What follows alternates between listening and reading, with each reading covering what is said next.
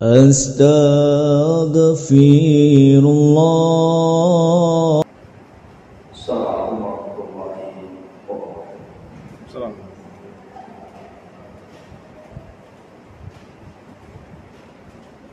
Alhamdulillah wassalatu wassalamu ala Rasulillah wa ala alihi wa sahbihi wa mawala wa la hawla wa la quwwata illa billahil haq. Alhamdulillah, di pagi jelang siang ini kita masih bisa untuk bertolak ilmi di tengah-tengah aktivitas kehidupan kita, dan sebuah nikmat yang besar tentunya bisa hadir dan duduk di majelis ilmu. Karena majelis ilmu itu disabdakan Nabi sallallahu alaihi wasallam sebagai Riyadul Jannah, taman daripada taman-taman surga. Seandainya di kota Batam ini ada taman yang sangat indah sekali, kemudian ibu-ibu membawa anak dan keluarga duduk di situ, alangkah senangnya. Itu baru di dunia. Bagaimana kalau seandainya taman yang ibu duduk di situ adalah taman-taman surga? Tentu tidak kebayang betapa indahnya taman surga itu. Lah, orang yang duduk di majelis taklim itu sama dengan orang yang duduk di taman-taman surga. Tetapi masih banyak juga rupanya saudara-saudara kita yang tidak tertarik untuk duduk di taman surga ini.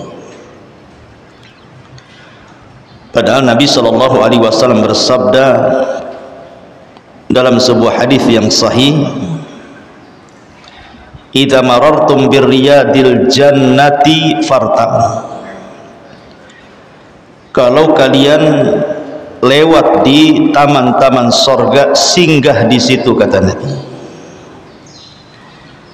Sahabat bertanya, "Wa ma riyadul jannah?" Apa sih taman surga itu, wahai Rasul?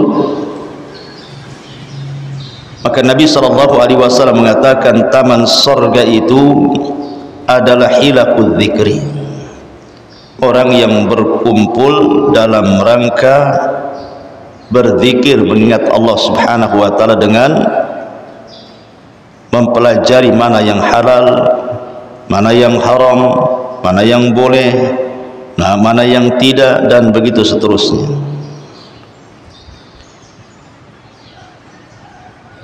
Dan Allah Subhanahu wa taala mengatakan, "Ala bi dzikrillahi tatmainnul qulub." Ingatlah, dengan terus mengingat Allah itu tenang hati kita. Taib, salawat diiringi salam tahdiahkan kepada Rasul sallallahu alaihi wasallam, dan kita lanjutkan kajian kitab Tauhid, dan kita masuk pada bab ke-37, termasuk syirik, beramal kebaikan tapi tujuannya hanya untuk semata-mata dunia. Ma'asyiral muslimat yang dimuliakan Allah Subhanahu wa taala, di sini ada dua dalil yang disebutkan oleh muallif rahimahullahu taala. Pertama, surah Hud ayat 15 sampai 16. Allah Subhanahu wa taala berfirman, "Man kana yuridul hayatad dunya wa zinataha nuwaffi ilaihim a'malahum fiha wa hum fiha la yubkhasun. Ulaika alladzina laisa lahum fil akhirati illa nar wa habita ma sana'u fiha wa batilum ma kanu ya'malun. Barang siapa yang menghendaki kehidupan dunia dan perhiasannya saja, niscaya kami berikan kepada mereka balasan pekerjaan mereka di dunia dengan sempurna, dan mereka di dunia tidak akan dirugikan sama sekali. Mereka itulah orang-orang yang tidak memperoleh di akhirat kecuali neraka, dan lenyaplah di akhirat itu apa yang telah mereka usahakan di dunia, serta sia-sialah apa yang telah mereka kerjakan. Perhatikan ayat ini. Allah Subhanahu wa taala menggambarkan tentang orang-orang yang menghabiskan dunianya hanya untuk dunia. Allah Subhanahu wa taala Rahim, Maha kasih sayang. Tetap saja Allah Subhanahu wa taala memberikan dari rizkinya kepada siapapun dari hamba-hambanya. Apakah hamba itu mukmin ataukah hamba itu kafir, tetap Allah Subhanahu wa taala anugerahkan rizki kepada mereka. Karena Allah Subhanahu wa taala yu'ti man yuhib wa ma la yuhib. Allah itu memberikan rizki dunia ini baik kepada orang yang dicintai Allah ataupun yang tidak dicintai Allah. Karena dunia di mata Allah Subhanahu wa taala itu tidak ada nilainya. Sebagaimana sabda Nabi sallallahu alaihi wasallam, "Lau kanatid dunya ta'dilu janaha ba'udah, ma saqa kafiran minha syurbata ma'in." Kalau seandainya dunia ini senilai dengan sayap seekor nyamuk, tentu tidak ada satu kafir pun yang akan diberikan minum walaupun setetes air. Jadi kalau seandainya dunia ini ada nilainya walaupun sebesar sayap nyamuk, anggaplah ada nilainya sebesar sayap nyamuk dunia ini. Maka kalau memang memiliki nilai walaupun kecil, tentu orang kafir tidak akan diberikan dunia sedikit pun. Satu tetes air pun tidak akan diberikan kepada mereka. Tapi karena dunia tidak ada nilainya, makanya orang-orang kafir pun ikut menikmati di situ. Bahkan di dunia sendiri hari ini orang yang paling kaya justru orang kafir, bukan orang yang beriman. Dari sini menunjukkan bahwa dunia ini bersyarikat antara mukmin dan kafir. Lalu apa yang dibanggakan? Ma'asyiral muslimat yang dimuliakan Allah Subhanahu wa taala, sebelum saya menjelaskan tentang apa maksud pengarang ketika membuat bab ini, saya ingin menjelaskan satu hal yang paling penting yang berkaitan dengan bab ini. Apa itu? Tentang hinanya sebuah dunia bila dibandingkan dengan kehidupan akhirat. Abdullah bin Umar radhiyallahu anhu dalam sebuah hadis yang disepakati Bukhari dan Muslim pernah menukilkan sabda Nabi sallallahu alaihi wasallam, "Man fatathu salatul asri faka'annama wutira ahluhu wa maluhu." Barang siapa yang luput tidak sholat asar seumur hidupnya satu kali, maka seolah-olah dia ditinggalkan keluarga dan juga seluruh hartanya. Seolah-olah dia tidak punya keluarga, seolah-olah dia punya harta, tidak punya harta seumur hidupnya. Coba perhatikan, mungkin di antara kita, atau kita lihatlah orang-orang awam itu yang mereka tidak peduli dengan sholat. Jangan lagi sholat asar, 5 waktu sholat pun dia tidak sholat. Sholatnya itu nunggu Idul Fitri saja, Bu. Itu pun malu kalau tidak sholat. Itu pun kalau bangun, kalau tidur ya tak sholat. Kenapa kemudian orang-orang ini yang berani meninggalkan sholat itu, kok berani dia? Kayaknya enteng saja dia meninggalkan sholat itu. Dia tidak paham bahwa satu sholat asar ditinggalkan itu sama dengan menghilangkan keluarga dan hartanya selamanya, kecuali dia bertobat kepada Allah Subhanahu wa ta'ala. Kenapa Rasulullah SAW mengatakan seperti itu? Artinya kalau dia melaksanakan sholat asar, maka seolah-olah dia dikembalikan keluarga dan juga seluruh hartanya, menunjukkan bahwa amalan yang sedikit tetapi diberikan dunia yang banyak, tetapi meninggalkan amalan yang kecil yang sedikit bisa meninggalkan padanya dunia dan seluruhnya. Ini menunjukkan apa? Hinanya dunia. Bahkan lebih jelas lagi, Nabi SAW mengatakan raka'atal fajri khairun minad dunya wa ma fiha. 2 rakaat salat sunnah fajar, Bu, setelah adzan sebelum qomat, pahalanya lebih baik dibandingkan dunia dan isinya.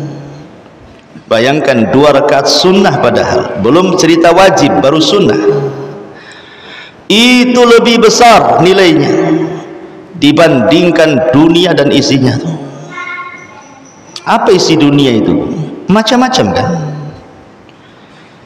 Seandainya ibu diberikan satu kota Batam saja, sak hotelnya, sak apartemennya, sak fasilitas-fasilitasnya, tempat-tempat hiburannya, dikasihkan, ini milik ibu kota Batam ini, senang nggak, Bu? Senanglah. Beli kapling, satu kapling aja ribut kan gitu, apalagi dikasih satu kota Batam, apa nggak senang tuh?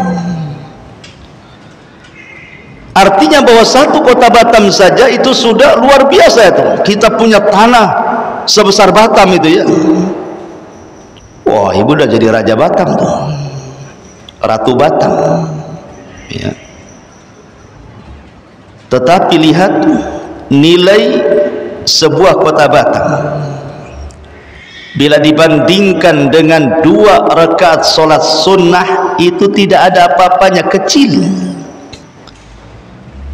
Karena bandingannya bukan kota Batam, satu dunia, dibandingkan dengan 2 rakaat fajar, itu kecil. Menunjukkan hinanya dunia, Bu, di sini.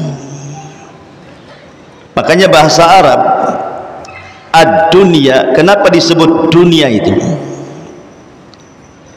Pertama karena dunia itu al-ula, kehidupan pertama.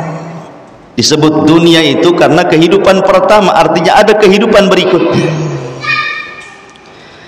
Yang kedua disebut dunia, itu dunia karena dia adalah darun faniyah, tempat yang tidak akan kekal selamanya. Dan kenapa disebut dunia? Kata para ulama bahasa, li'anna fil manzilatid daniyah, karena dunia itu rendah artinya. Jadi dunia itu bukan tempat tujuan. Dunia itu sangatlah fana, tidak mungkin mengekalkan. Dan dunia ini sangat rendah, itu makna dunia. Lalu apa yang dibanggakan dengan dunia? Orang-orang yang sombong-sombong itu bangga dengan dunia. Ma'asyiral muslimat yang dimuliakan Allah Subhanahu wa taala. Bahkan Nabi SAW mengatakan dalam hadis yang dikeluarkan Muslim dalam sahihnya, dari Abi Hurairah radhiyallahu an, Rasul bersabda, la an aqula subhanallah walhamdulillah wa la ilaha illallah wallahu akbar ahabbu ilayya mimma tala'at alaihi syamsu. Kata Nabi, kalaulah aku mengucapkan subhanallah walhamdulillah wala ilaha illallah Allahu akbar, itu lebih aku cintai, kata Nabi, dibandingkan matahari yang terbit dari timur dan menerangi cahaya bumi. Coba bayangkan, matahari ini adalah sirrul hayah, rahasia kehidupan manusia. Kalau tidak ada matahari, manusia bisa mati.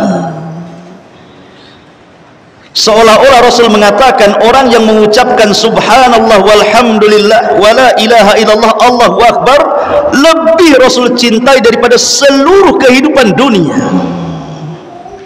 Menunjukkan hinanya dunia dan mulianya akhirat. Bahkan Nabi SAW mengatakan juga, ribatu yaumin fi sabilillah khairun minad dunya wa ma fiha, rawahu Muslim. Seseorang yang berjaga satu hari saja di jalan Allah Subhanahu wa taala itu lebih baik daripada dunia dan isinya. Lihat bagaimana Nabi SAW menggambarkan betapa hinanya dunia ini. Bahkan dalam hadis Jabir radhiyallahu an yang dikeluarkan Imam Muslim, suatu ketika Nabi SAW lewat di sebuah pasar. Tiba-tiba kemudian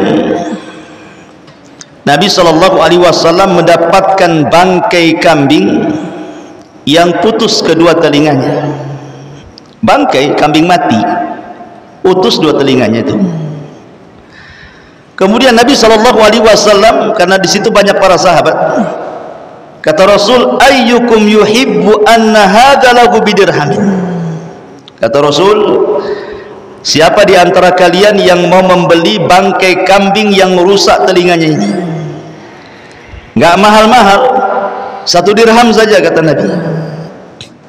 Faqalu, maka para sahabat mengatakan, ma nuhibbu annahu lana bi syai'in wa ma nasna'u bihi. Kata para sahabat Rasul, kami tidak suka dengan bangkai kambing, kalaupun dia hidup untuk apa, katanya. Walaupun 1 dirham sekalipun kami tidak mau membelinya. Maka Nabi SAW mengatakan, wallahi demi Allah, la dunya ahwan 'ala Allah min hadza 'alaikum. Kata Nabi SAW, demi Allah, dunia jauh lebih hina dibandingkan bangkai ini untuk kalian.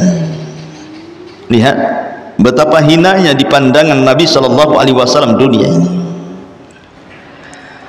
Apalagi kalau seandainya dibandingkan dengan sorga, makin gak ada apa-apanya dunia itu. Makanya Rasul mengatakan, inna maudhi'as sauti fil jannati khairun minad dunya ma fiha.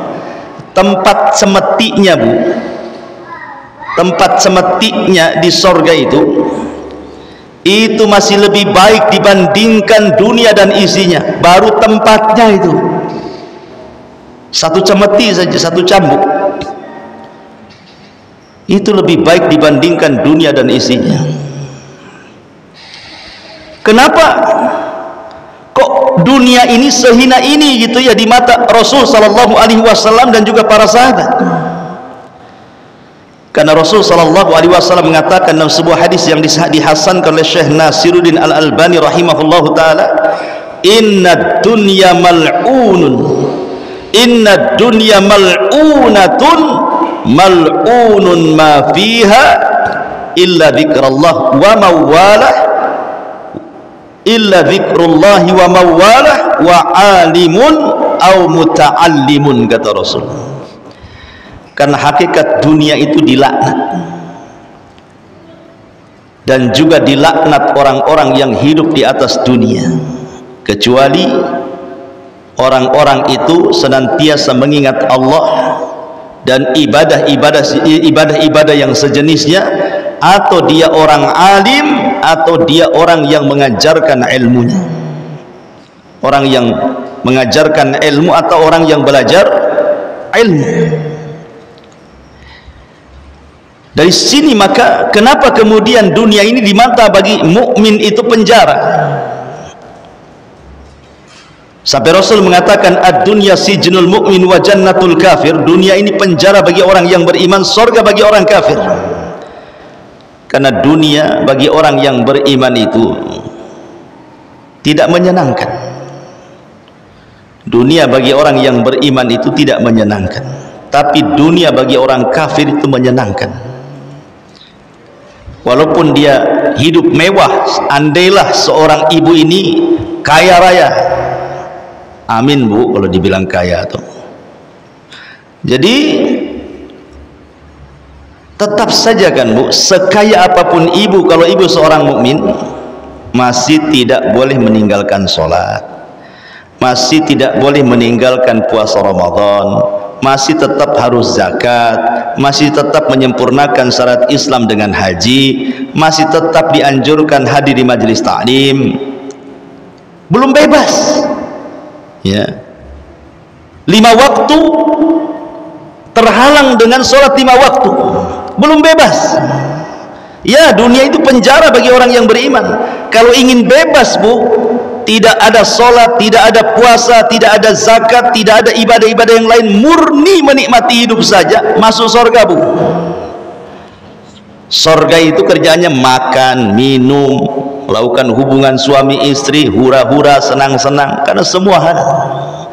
Tapi selama belum masuk surga, jangan harap itu. Dunia ini masih penjara bagi kita.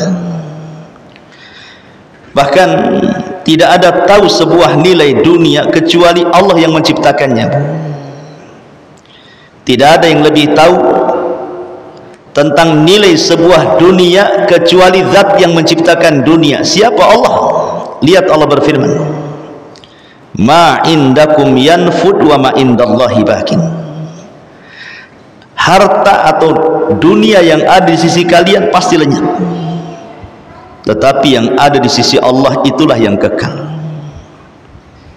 Dan kita bisa saksikan Bu ya, dunia ini tidak kekal.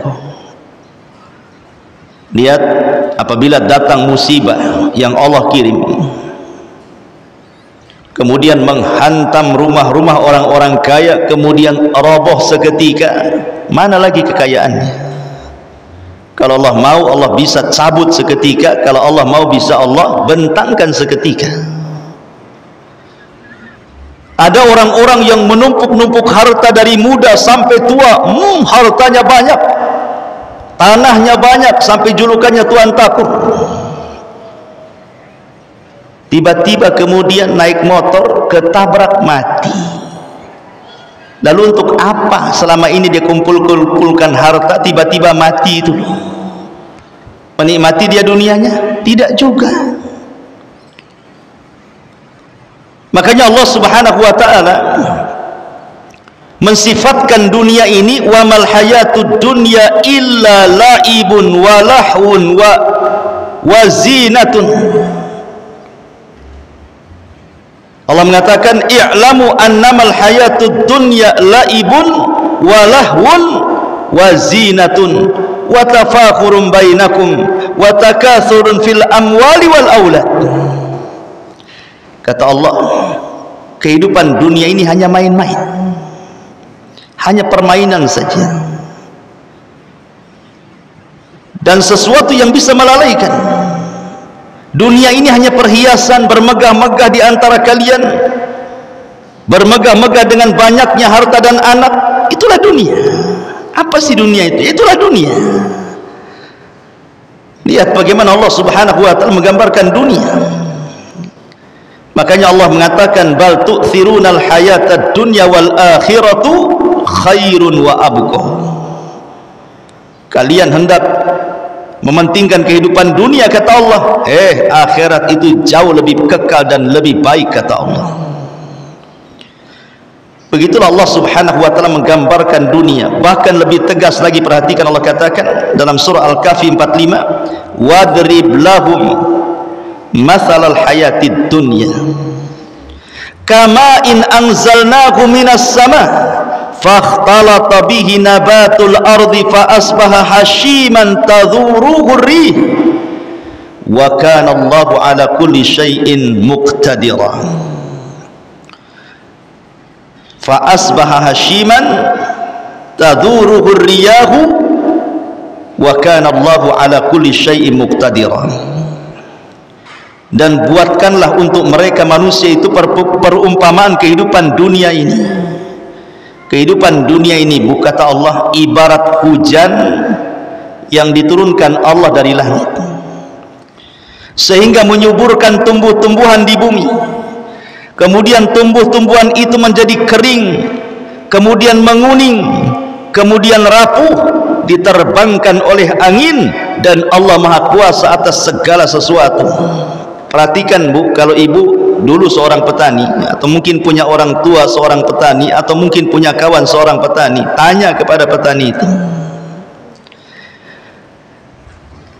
bagaimana permulaan menanam padi sampai dia menguning. Awalnya diletakkan biji, kemudian disemai, kemudian diletakkan di sawah, kemudian diberi pupuk, akhirnya kemudian dia tumbuh subur, menghijaulah sesaat, kemudian keluar biji-biji beras. Setelah kemudian biji-biji beras itu siap dipanen, menguninglah daunnya. Setelah menguning daunnya, hancurlah daun-daun itu, datang angin, terbang sedikit demi sedikit, akhirnya tidak tersisa yang di sawah itu. Allah ingin menggambarkan bahwa kehidupan manusia itu kurang lebih dengan padi.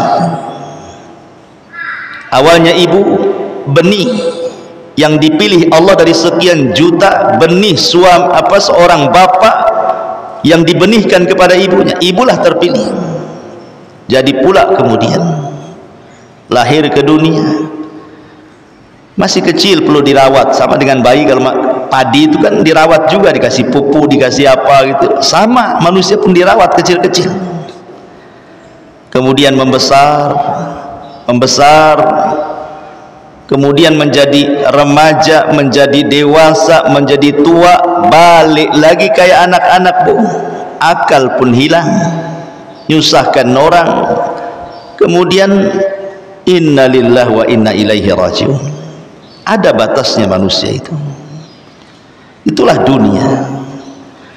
Makanya saya heran kalau seandainya ada orang yang sudah tua gitu ya, sudah kaya, kok tidak berhenti bekerja ya. Dia kaya, seandainya dia pensiun gitu ya, kekayaannya itu cukup untuk menghidupi dia sampai mati. Tapi rupanya ada istilah tua-tua keladi, makin tua jadi dia. Justru makin tua itu bisnisnya makin kencang dia. Dia nggak nyadar bahwa dia akan mati itu. Baru ketika dia merasakan sakit parah, dekat dengan ajalnya, baru dia nyesal di situ. Apa harus menunggu seperti itu? Nunggu haraman mufannida, nunggu pikun dulu gitu ya. Makanya Rasul mengatakan badiru bil amal, bersegera beramal. Karena dunia ini sifatnya melalaikan. Dunia ini sesuatu yang tidak akan puas dicari. Makanya nanti ada hadis yang kita akan baca, ta'isa abdud dinar wa ta'isa abdud dirham. Celaka hamba dinar dan dirham. Ya. Ma'asyiral muslimat yang dimuliakan Allah Azza wa Jalla. Bahkan ada satu kisah daripada Nabi Musa ketika belajar kepada Khidir. Apa kisahnya Bu? Jadi suatu ketika Nabi Musa itu naik perahu bersama Khidir, Nabi Allah Khidir.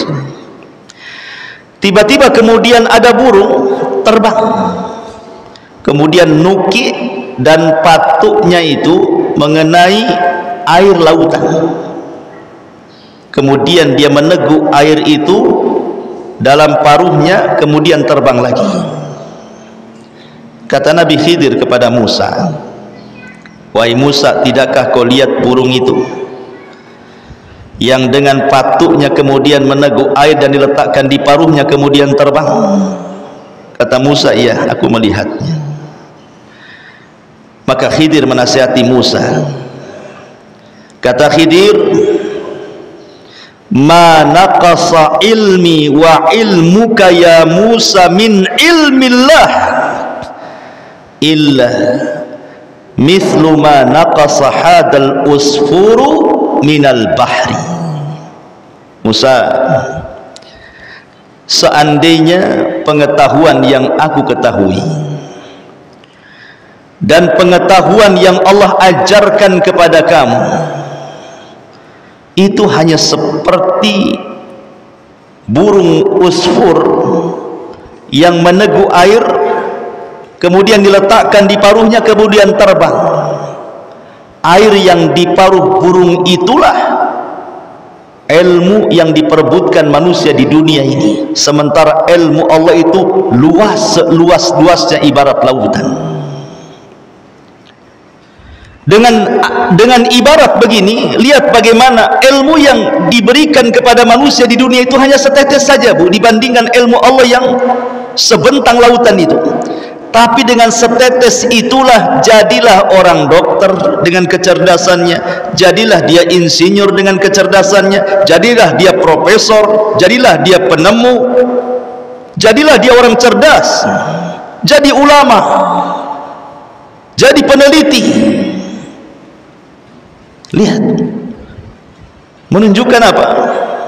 Sedikit yang Allah berikan kepada kita itu dan luas yang Allah miliki.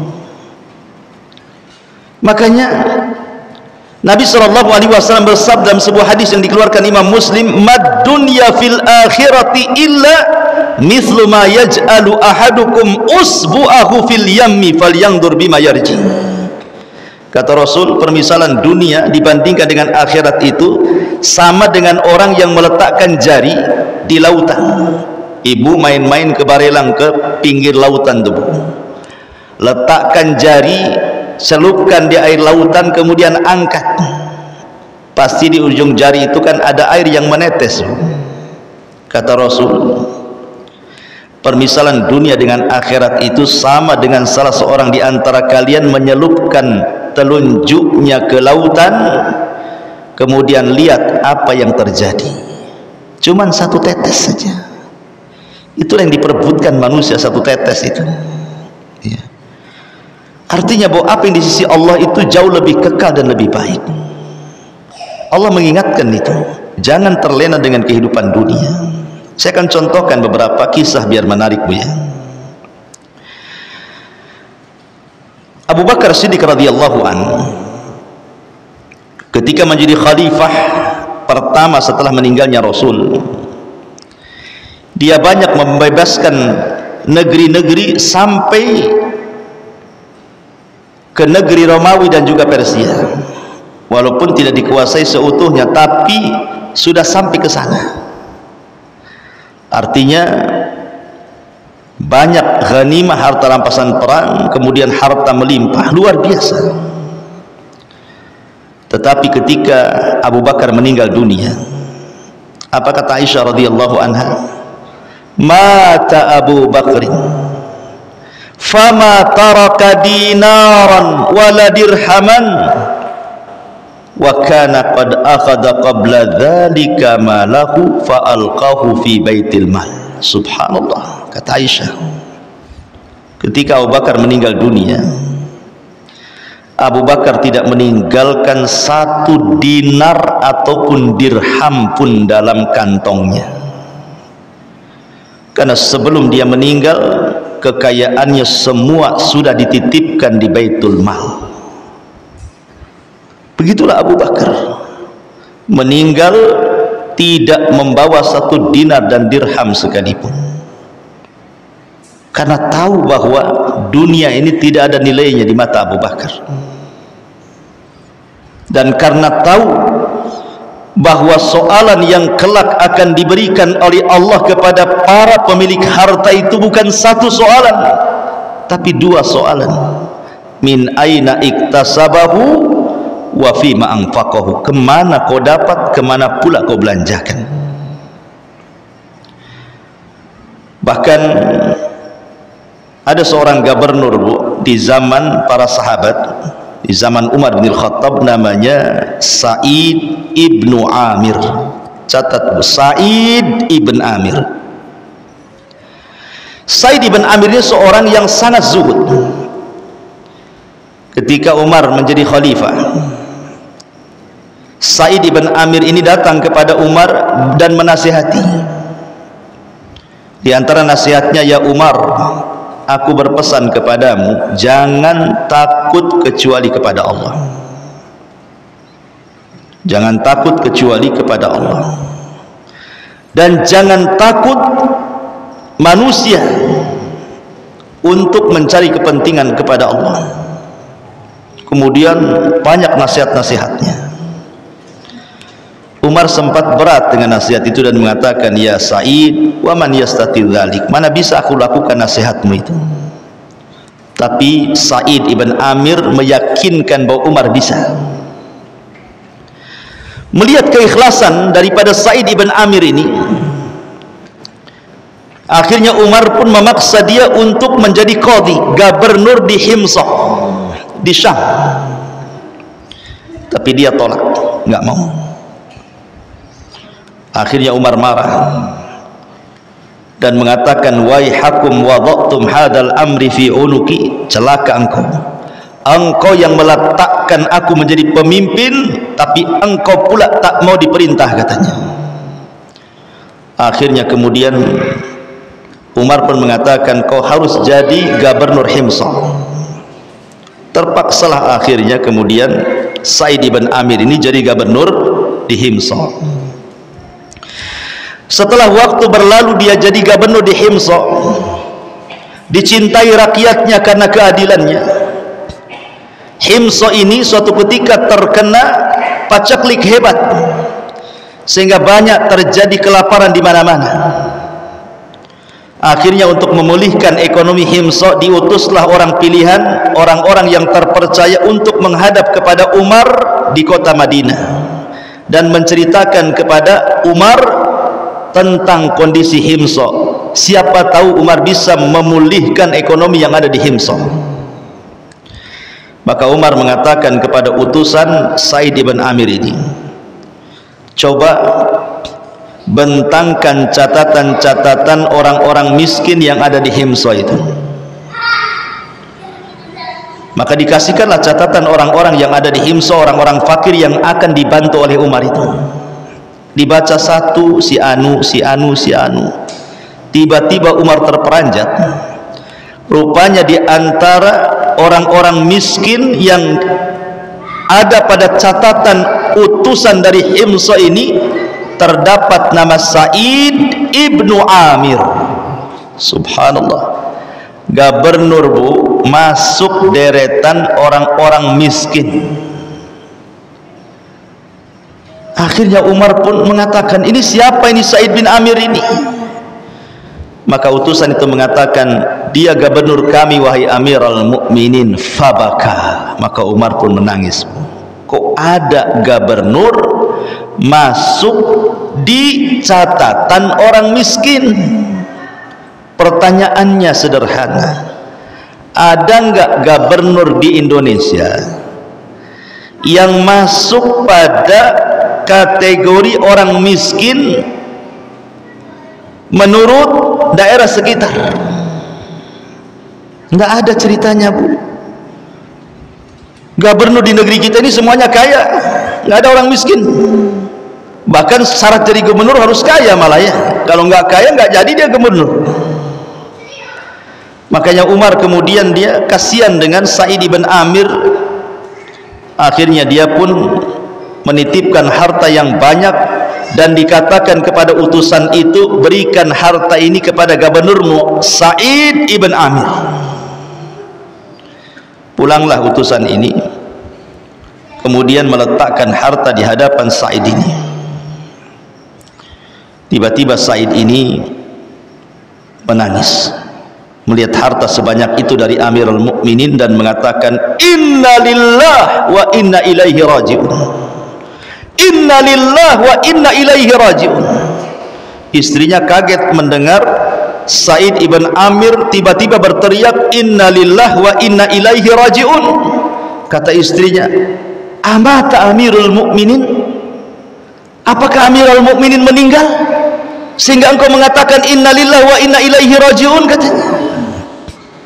Kata Said, bahkan perkaranya jauh lebih dahsyat dibandingkan meninggalnya Amirul Mukminin, katanya. Bingunglah istrinya, apa maksudnya? Kemudian ditunjukkan harta yang banyak yang baru sampai yang diberikan oleh Amirul Mukminin. Ini harta ini yang lebih dahsyat dibandingkan kematian Amirul Mukminin, katanya. Saya kira, Bu,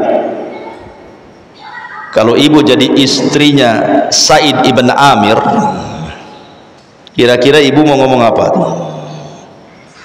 Pasti ibu mengatakan alhamdulillah, sujud syukur. Wah, kebetulan nih kulkas belum kebeli, cicilan belum lunas, gitu ya. Rumah pula belum direnov. Itu ibu tuh kalau di posisi istrinya Said ibn Amir.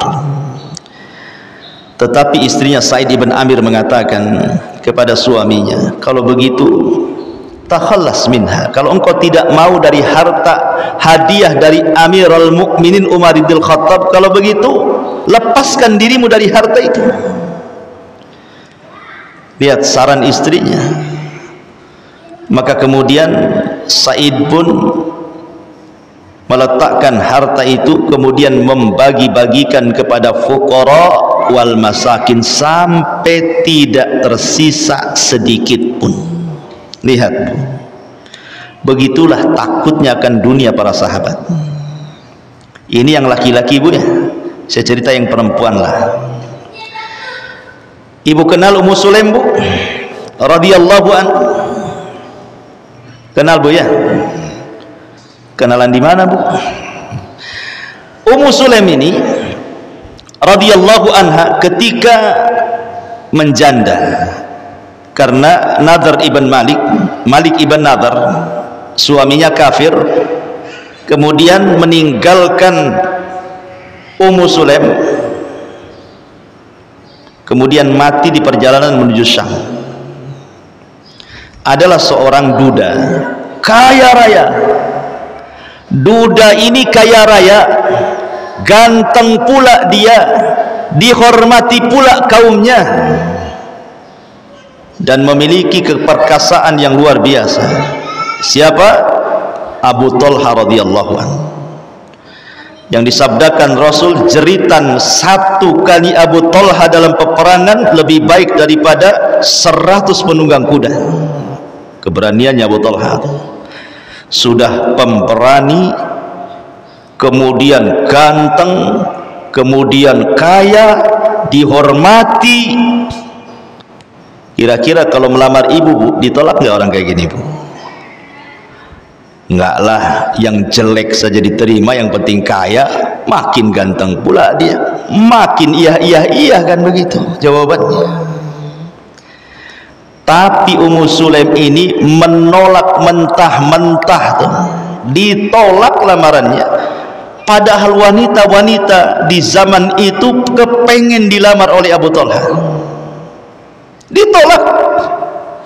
Padahal Ummu Sulaim ini hidupnya susah setelah meninggalnya suaminya tuh. Apa yang menjadikan Ummu Sulaim menolak lamaran Abu Talha tuh, yang ganteng, yang kaya, yang terhormat itu? Rupanya cuma satu alasannya, Bu, karena Abu Talha kafir, itu saja. Coba dia muslim, mau dia ya. Itu yang menyebabkan Ummu Sulaim tak mau menerima lamaran siapa? Lamarannya Abu Talha. Makanya dia mengatakan kepada Abu Talha, tidak layak wanita-wanita menolak lamaran wahai Abu Talha, akan tetapi aku tolak karena engkau seorang kafir penyembah berhala. Akhirnya Abu Talha pun belakangan masuk Islam demi mendapatkan Ummu Sulaim. Akhirnya menikah Ummu Sulaim dengan Abu Talha. Begitulah Ummu Sulaim mengajarkan bahwa dunia itu tidak ada harganya dibandingkan akhirat, Bu. Itu maksudnya. Dunia itu tidak ada harganya dibandingkan akhirat. Sekaya apapun engkau wahai Abu Talha, seganteng apapun engkau wahai Abu Talha, sehebat apapun engkau Abu Talha, semulia apapun di tengah-tengah kaum wahai Abu Talha, kalau engkau kafir, sorry, maaf, pergi kau dari sini. Ini menunjukkan sikap bahwa akhirat jauh lebih kekal dibandingkan dunia. Tapi sayang, wanita-wanita di zaman sekarang kebalikan daripada Ummu Sulaim. Kebalikan dari Ummu Sulaim, Bu, ya. Agama itu tidak pernah dilihat dia. Yang penting kaya, yang penting ganteng. Pindah agama pun siap gerak. Modelnya gitu. Zaman sekarang, Bu, ya. Ya, naudzubillah. Makanya dulu saya ceritakan, Bu, saya punya tetangga. Tetangga ini wanita muslimah, Bu. Kemudian menikah dengan laki-laki kaya tapi Nasrani. Dia enggak peduli dengan agama, nikahlah dia dengan suaminya yang beragama Nasrani itu. Kemudian punya anak, dipaksa murtad dia gara-gara suaminya tuh. Lamalah berumah tangga.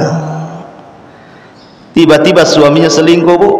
Selingkuhnya pula sama wanita muslimah. Kemudian mau nikah dengan dia, tapi wanita muslimah ini mengatakan, saya tidak mau menikah dengan kamu sampai kau jadi mu'alaf, katanya. Akhirnya nikah dia dengan wanita muslimah ini, kemudian menjadi mu'alaf. Dengar nikah, minta cerai istri pertamanya. Ketika cerai dengan suaminya, istri pertamanya yang dulunya seorang muslimah masuk Nasrani gara-gara suaminya, makin gila Nasraninya. Dia nggak mau kembali ke Islam. Yang suaminya pula setelah menikah dengan wanita muslimah jadi baik pula dia mu'alafnya. Ya Allah, memang dunia ini aneh-aneh ceritanya. Ya, lihat bagaimana dia bisa mengorbankan agama hanya dunia yang hina ini, Bu. Karena dia tidak paham bahwa dunia ini sangat hina di mata Allah, di mata Rasulnya, dan di mata salafun saleh. Satu lagi cerita, ya. Jadi ada seorang sahabat namanya Abdullah ibn Amr ibn As. Abdullah ibn Amr ibn As radhiyallahu anhu. Nabi SAW suatu ketika mengatakan kepada Amr ibn As ini untuk segera datang kepadanya, membawa senjatanya, membawa baju besinya, menghadap Rasul. Maka kemudian menghadaplah Amr bin As ini kepada Nabi SAW. Kata Nabi SAW, ya Amr, saya ingin mengutusmu menjadi pemimpin pasukan dalam Sariyah. Pasukan yang tidak dipimpin Nabi disebut Sariyah. Engkau akan diutus untuk menyerang Bani Fulan dan Fulan, dan saya pastikan kau akan menang, dan engkau akan mendapatkan harta rampasan perang yang begitu melimpah. Pergi wahai Amr. Kata Amr bin As mengatakan kepada Rasul, aku ini masuk Islam bukan karena mencari harta dunia, tidak, tetapi aku masuk Islam itu betul-betul ingin beragama Islam dan tidak mau pisah darimu. Jadi ketika Rasul menceritakan akan mendapatkan harta rampasan perang itu, dia mengatakan, ya Rasul, bukan itu yang aku cari setelah aku masuk Islam tuh. Aku hanya ingin dekat dengan kamu saja. Maka kemudian Rasul memuji Amr ibn As dan mengatakan, ya Amr, ni'mal malus salihu li rajulin salihin. Wahai Amr, sebaik-baik harta itu adalah harta yang dipegang orang soleh. Sebaik-baik harta apabila dipegang orang soleh. Seburuk-buruk harta apabila dipegang orang jahat. Jadi kesimpulannya tadi Bu, yang kita ceritakan dari awal sampai akhir, bahwa harta itu sesuatu yang hina dibandingkan dengan akhirat. Lalu apa yang mau dibanggakan dengan harta? Apalagi sampai menyombongkan dengan harta. Qarun, manusia yang paling kaya, tidak ada manusia sekelas Qarun hari ini. Tetapi Allah katakan wa khasafna bihi wa bidarihil ardh, kami tenggelamkan Qarun seharta-hartanya.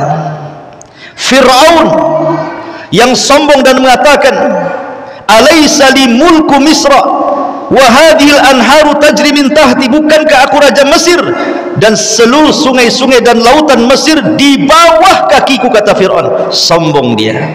Karena sombongnya Allah katakan wa aghraqna ala fir'auna wa antum tanzurun, kami tenggelamkan Fir'aun dan pasukannya dan kau bisa melihatnya.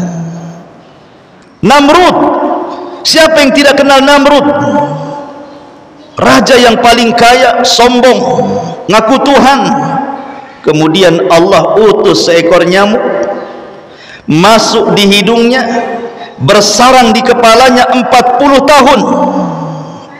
Kemudian dia disuruh pembantunya untuk memukul-mukul setiap hari dengan sendalnya kepalanya.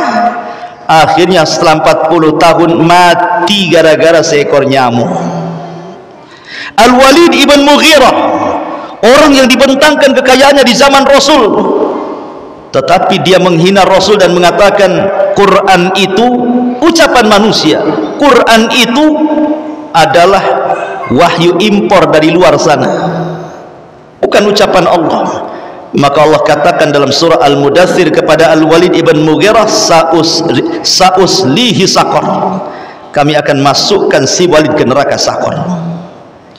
Siapa lagi? Abu Lahab, Abu Jahal, orang-orang yang menyombongkan diri dengan hartanya berakhir dengan sangat tragis. Ma'asyiral muslimat yang dimuliakan Allah Azza wa Jalla. Lah di sini mu'alif rahimahullahu taala ingin menjelaskan kepada kita bahwa ada di antara orang-orang itu yang beramal bukan untuk Allah tapi untuk dunia. Ada 4 jenis manusia Bu, ketika berhadapan dengan beramal untuk dunia. Jenis pertama adalah orang yang beramal saleh.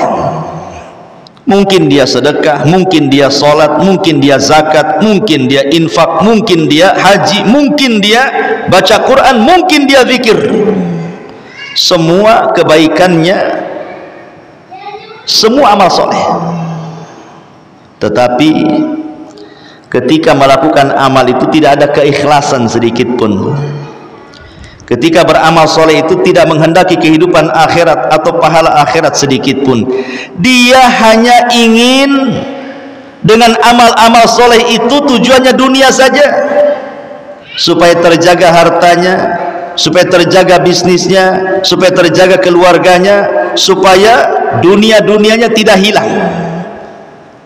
Maka orang yang seperti ini adalah orang yang difirmankan di dalam surat yang kita baca, Hud 15:16, ulaika laisa lahum ulaika alladzina laisa lahum fil akhirati illan nar. Orang seperti ini tidak lain dan bukan kecuali di akhirat dimasukkan ke neraka, karena tujuannya nggak ada ikhlas-ikhlasnya, murni tujuannya dunia saja. Seperti dia menjadi muazin, dia tidak ingin mengambil pahala azannya, dia tidak ingin ikhlas dengan azannya, murni dia bekerja dengan azannya, ingin dapat gaji. Dia jadi imam juga sama, dia baca Quran sampai melambung-lambung, melantun-lantun suaranya demi tujuan supaya dia tenar, syuhra dan begitu seterusnya. Nggak ada akhirat-akhiratnya sedikit pun. Maka kelompok yang pertama ini nggak akan dapat di akhirat kecuali neraka. Kelompok yang kedua Ini lebih parah dibandingkan yang pertama. Apa itu? Dia sholat, dia haji, dia sedekah, dia baca Quran, dia jihad, dia melakukan amal ibadah murni karena riya. Kalau yang pertama itu kan murni karena cari dunia, Bu. Kalau yang kedua murni karena riya. Apa bedanya? Kalau riya itu dia melakukan sesuatu tidak dapat dunia, cuman dapat omongan orang saja. Oh, si fulan bagus, si fulan soleh, si fulan solehah. Oh, itu ahli solat, si ibu itu ahli solat, si ibu itu ahli puasa. Ya, dapat omongan orang aja. Itu riya namanya, Bu. Riya itu hanya ingin dapat omongan orang. Tapi kalau beramal karena dunia, dia masih mending mendapatkan dunia, walaupun tidak dapat akhirat, kan dia dapat dunia dia. Jadi muazin murni karena ingin gajinya saja. Jadi imam murni karena ingin gajinya saja. Jadi dai murni karena ingin gajinya saja. Jadi nggak ada semata-mata untuk akhirat itu. Tapi kalau riya sudah nggak dapat dunia, akhirat pun tak dapat. Nah, itulah riya namanya. Karena kan hanya omongan orang aja. Oh, hanya pujian-pujian saja. Makanya ini lebih dahsyat dibandingkan yang pertama. Kemudian yang ketiga, kelompok yang ketiga, orang yang beramal saleh. Orang yang beramal saleh, dia mencampur adukan niat. Niatnya karena Allah, tetapi juga karena dunia. Kenapa ibu haji? Ya sekalian. Nah, di harga emas di Arab itu murah, Ustaz. Karatnya tinggi-tinggi itu. Kalau dijual di Indonesia kan untung, Bali saya modal haji katanya. Nah, itu ya. Jadi dia berserikat tuh niatnya tuh. Niat haji plus ingin jadi peniaga. Lihat kata ulama. Kalau niat awalnya lillah karena Allah, Bu. Memang hajinya karena Allah ingin menyempurnakan rukun Islam. Itu awal niatnya. Kemudian berniaganya ini ikut saja. Ya, kalau sampai di sana ditakdirkan ada emas murah, saya beli. Kalau tak ada ya sudah, nggak apa-apa. Niat saya kan haji. Ah, gitu, Bu ya. Berarti di sini dunia mengikuti akhirat. Kata ulama nggak apa-apa. Yang seperti ini nggak apa-apa, tapi mengurangi pahala. Ya, yang seperti ini tidak ada masalah, mengurangi pahala. Lain kalau seandainya dia haji lillahi ta'ala karena Allah. Allah takdirkan di Mekah ada pula orang yang nawari emas. Mau nggak emas murah? Itu kan di luar dugaan karena nggak ada niat untuk beli emas, Bu ya.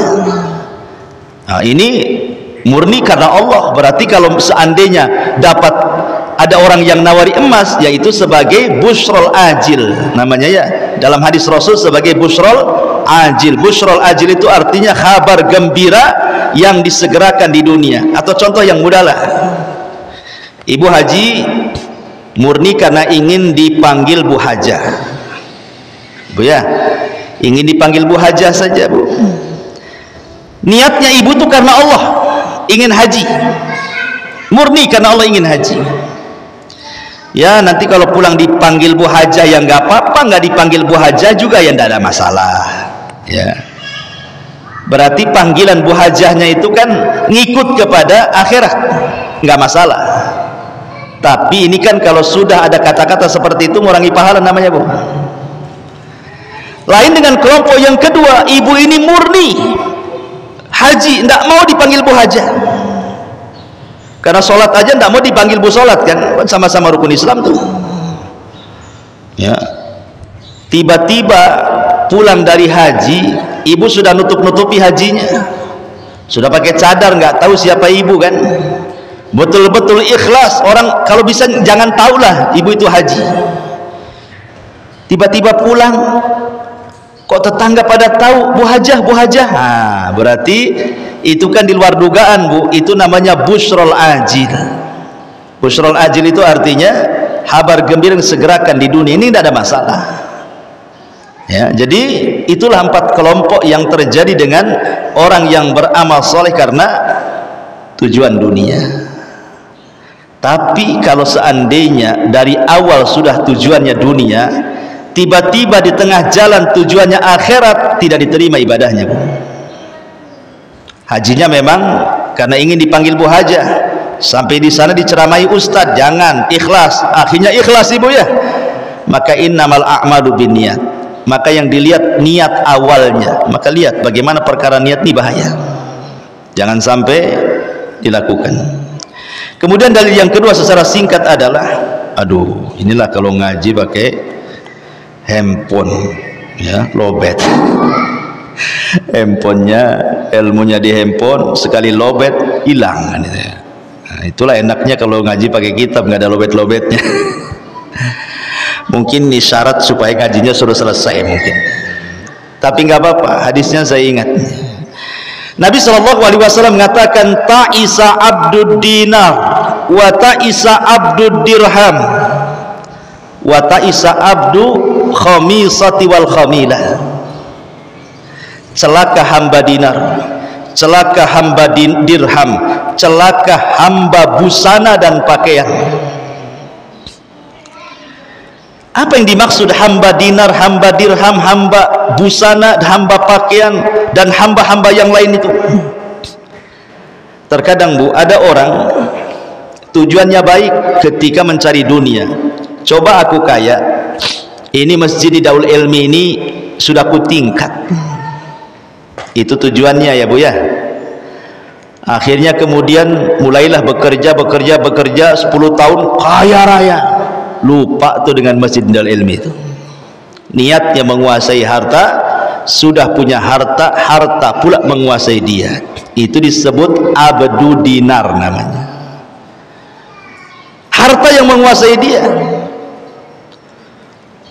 Ataupun contoh abdu al-khamisah, hamba pakaian.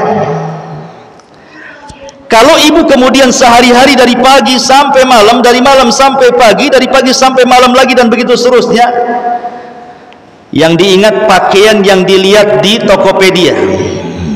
Ibu buka handphone, nampak ada model baru tuh pakaian tuh Bu, mantap nih, cadarnya aja banana terbaru, ada rendanya, cakep, artis pun pakai umpamanya.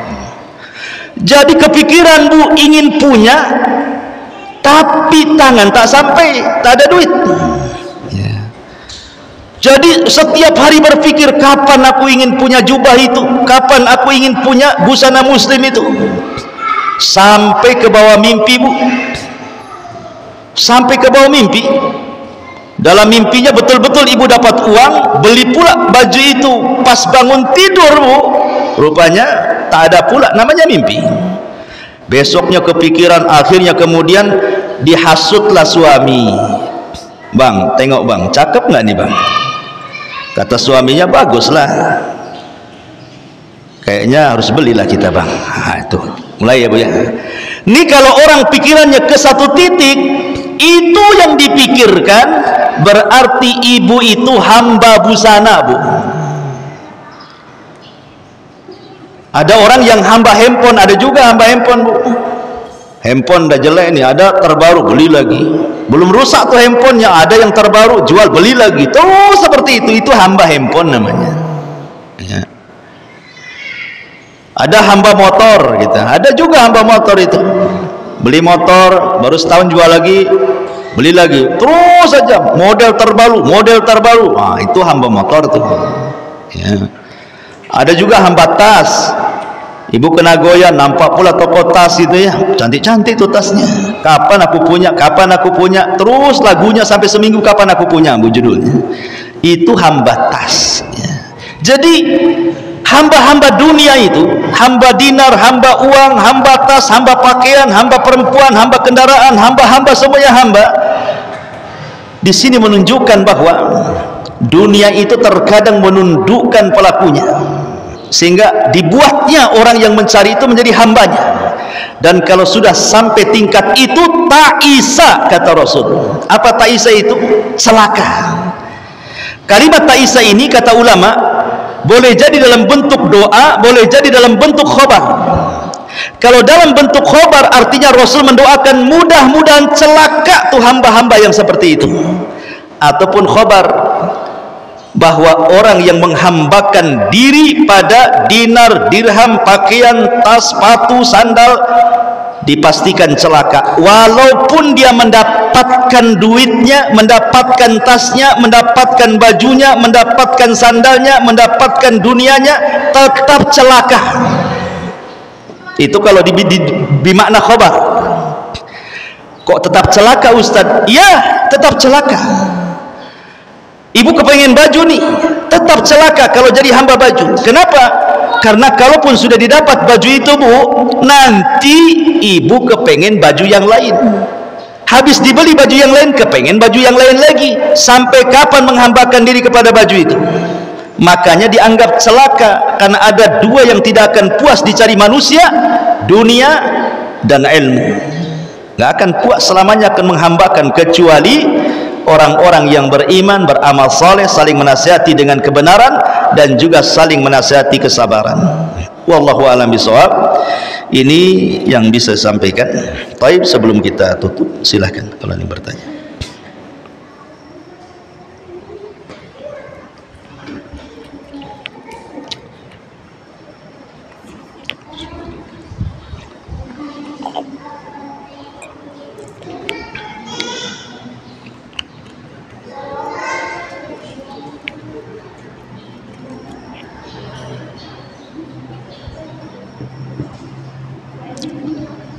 Ada? Oke.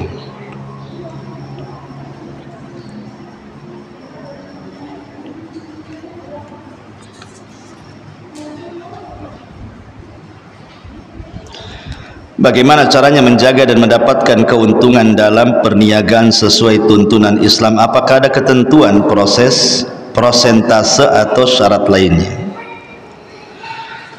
Pertama, berniagalah karena Allah. Berniaga karena Allah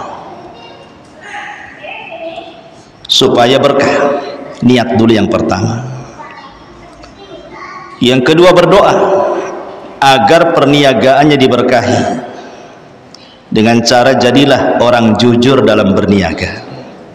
Jangan dusta, jangan mendolimi orang, jangan mengambil hak orang, jangan goror, jangan zalim, dan begitu seterusnya. Kemudian di sini ketentuan prosentase, maksudnya prosentase ini pembagiannya atau gimana? Ini berarti berniaga bersyarikat. Ya, berniaga bersyarikat. Ya, kalau bersyarikat jelas harus ada pembagian-pembagian sesuai dengan syarat yang sudah disepakati masing-masing yang bersyarikat dalam penanaman saham itu. Apakah dia sebagai jual beli syirkah ataukah dia dalam jual beli mudharabah? Syirkah itu sama-sama pakai modal, kamu modal 50, aku modal 50. Mudharabah, kamu yang punya modal, aku yang memainkan modalmu. Itu mudharabah namanya. Ya, nanti kesepakatannya berapa? 40-50, 60-40, 50-50, 70-30, terserah. Ya. Tapi tidak boleh dipatok karena itu riba. Contoh, saya punya usaha, Bu, punya modal 100 juta, tanamkan di usaha saya. Tiap bulan ibu dapat 500 atau 1 juta. Riba itu namanya. Itu riba namanya, Bu ya. Tidak boleh dipatok dengan uang, tapi dipatok dengan persen, karena namanya keuntungan setiap bulannya itu naik turun. Maka pakai persen lah. Saya kan dapat 60%. Terkadang 60% ini bisa banyak, bisa sedikit. Kalau untung ibu dapat sedikit, kalau rugi ibu dapat banyak. Jatuhnya seperti itu. Itu namanya untung buntung. Dengan istilah lain perjudian jadi jatuhnya. Namanya modal itu ya, kalau rugi ya ditanggung bersama, ya untung ditanggung bersama, kecuali kalau yang mengelola modalnya lalai. Ya, jualan nasi larinya ke sepatu, yang punya modal tak tahu. Nah, itu lain. Ibu membalikan duit kalau dia tak terima. Ya. Jadi syarat-syarat jual beli banyak ya. Syarat jual beli banyak sekali, dan ini dicantumkan di banyak kitab fikih namanya Kitabul Buyu. Ya, yang jelas Bu, jadilah pedagang yang jujur, jadilah pedagang yang amanah, banyak-banyak berdoa ya, tidak perlu berambisi dengan dunia, yang jelas jalankan saja, nanti Allah yang mengaturnya tuh. Ya. Wallahu a'lam. Sudah Bu, ikan sepat ikan bagus Bu, apa? Ikan sepat ikan gabus katanya, lupa saya. Makin cepat makin bagus. Cepat balik Bu ya. Subhanakallah bihamdika asyhadu an la ilaha illa anta astaghfiruka wa atubu ilaik.